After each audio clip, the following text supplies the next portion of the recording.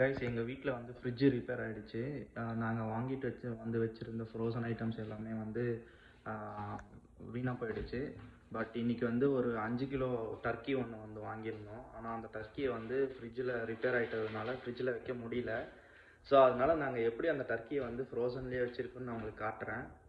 பார்த்தீங்கன்னா இந்த ஃப்ரிட்ஜு வந்து ரிப்பேர் ஆகிடுச்சு. இந்த இதுலேயும் எதுவுமே வைக்க முடியல. -1ன்னு காமிக்குது நான் இருக்கிற லொக்கேஷனில். ஆனால் அப்படியே கீழே பார்த்தீங்கன்னா ஃபீல்ஸ் லைக் வந்து -8 டிகிரி.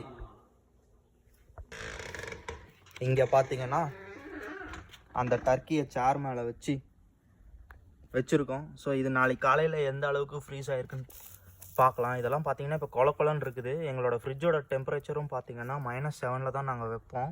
இப்போ -8 இருக்குது வெளியில். நாளைக்கு காலையில் வந்து காமிக்கிறேன் எப்படி இருக்குன்ட்டு. ஸோ இந்த வெளியே வச்சுட்டு போன டர்க்கி வந்து நல்லா ஃப்ரோஸ் ஆகிடுச்சு தான். இங்கே பார்த்தீங்களா?